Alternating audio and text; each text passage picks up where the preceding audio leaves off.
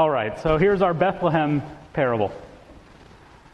There was a father with 2 sons. In their whole lives, this family, this father and these 2 sons, in the family business. And one day, the younger son, Chase, comes up to his father and says, "Father, you've always been telling us how you want us to be happy. And I'm going to put that to the test because I know exactly what I want. I know exactly what will make me happy. I want the inheritance that I will receive when you finally die, and I want it now, in cash, by the end of the week." I've been doing a little math, and it turns out that would be 1/3 of your total net value, liquidated. So that would make me happy. What do you say? Just to pause here for a second. How would that go over in your household? I don't think it would go over well. But for some strange reason, despite the whole community, despite everyone in his business, despite his other son, Brett, telling him don't do it, father says, "Sure, I want to make you happy." So to make it happen, he sells his car. He liquidates all of his stocks, even at an unfavorable price, as many would have to do right now. He empties his retirement account and takes a second mortgage on the house to try to cover the cost, but he does it. And the younger son has had this plan for a while. Chase has been reading on the internet, and he really likes Las Vegas.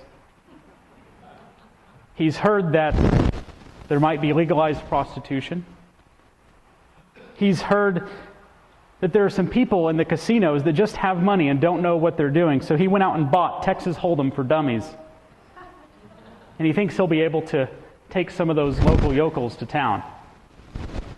So he buys a plane ticket, heads off to Las Vegas with all this cash in hand and a gleam in his eye.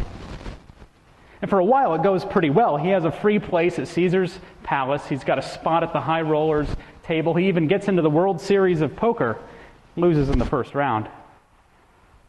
But as often happens when someone heads off to Vegas wanting something more and having just enough knowledge to be dangerous, pretty soon Chase is penniless, friendless, homeless, in the desert. Now, he does manage to just barely scrape by eventually. See, Chase has been raised a vegetarian most of his life. He doesn't really think that killing animals is right. But these are tough times. And the only place hiring was a meatpacking plant on the edge of town. So every day he goes and works as much as they'll let him in a job that nauseates him to just barely survive out in the desert. And it takes a while, but he starts thinking that maybe this wasn't such a good idea after all. But he thinks, what can I do next? Where can I go? I've offended pretty much everyone who ever knew me. There might be one person who would take me back. And so Chase comes up with a plan to go home to Bethlehem and to tell his dad, "Hire me back at the family business as a lowly clerk. And over time, I'm going to pay you back for all the damage I've done. Just take me back." So he starts hitchhiking from Nevada back to Pennsylvania. Now jump for a moment back home to Bethlehem. Father, every day since Chase has left, has spent the first 15 minutes of his day in the same way. Sitting on the porch, cup of coffee in hand, watching. Eyes scanning the horizon, looking at the front gate, hoping against hope for some word, some sign that Chase is okay. This day's a little bit different, though. He decides to spend 5 more minutes on the porch for whatever reason. Just as he's about to leave, though, he spots some speck off in the distance. It's starting to grow larger, coming toward him. And it starts to look a little familiar. And he realizes Chase has come home. Tears well up in his eyes as he jumps up and starts to run forward, trips over the stairs, but it doesn't matter. Starts bounding, leaping, shouting. All the neighbors are looking through their blinds, wondering what's going on. As he approaches, Chase tries to say something about being hired at the business, but the father won't even let him. He's too busy planning the celebration. Grabs him in a bear hug. Welcomes him back, shouting to the neighbors, "Someone go into Chase's old room. There's some Banana Republic jeans and shirts in there. Get him out of these rags. Get him in those clothes that he likes so much." And before you know it, he's on his cell phone calling the administrative assistant, saying, "I want to plan the biggest party of all time.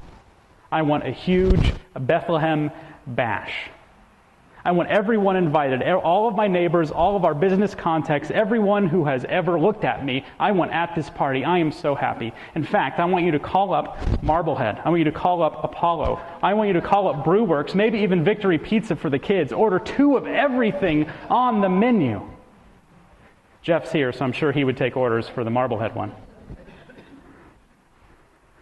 I want everyone at this party. Spare no expense. So as the preparations are being made, this sounds like a wonderful, wonderful story, doesn't it? This wonderful end to this wonderful story of redemption. Only it's not the end. We still have another son to handle, don't we? So flash over to Brett. He's had a plan too. Every day since the younger son, Chase, has been gone, Brett has worked like a slave in the family business, working 50, 60, 70 hours a week to try to make this business succeed and grow. Because he knows that someday that business is his. And Brett has some big plans. He has visions in his mind of being written up in Lehigh Valley magazine for a fast-growing business. Picture on the cover. He has pictures of his house with a plasma TV, 2 new cars, probably a Beamer, one of them. The other is a convertible. The American dream. All this stuff. And Brett wants it. And he's willing to work for it. And so as the delivery trucks start going by, the dollar signs are going off in his head, and he doesn't even know why all these expenses are being made, but he knows it's a lot. All those trucks don't come cheap. So he goes over to the administrative assistant, wondering what's going on, and he hears the news. "Your brother is back. Chase is back. And your dad is throwing the biggest party of all time. Aren't you excited?"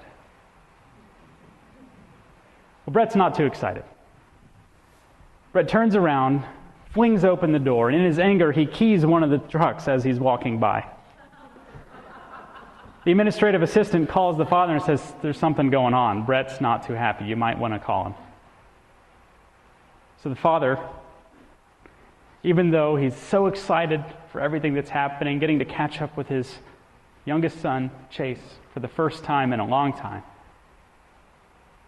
he takes a break, goes, finds the elder son, Brett, to ask him what's wrong, to invite him into this wonderful party, the best day of his life. But Brett will hear none of it. He's still thinking about all of the expenses for this party that are coming out of this business he's been working for all this time, by the way. It's coming out of his bottom line. All of this expense on his own part for a party for an ungrateful, worthless excuse for a person. The end.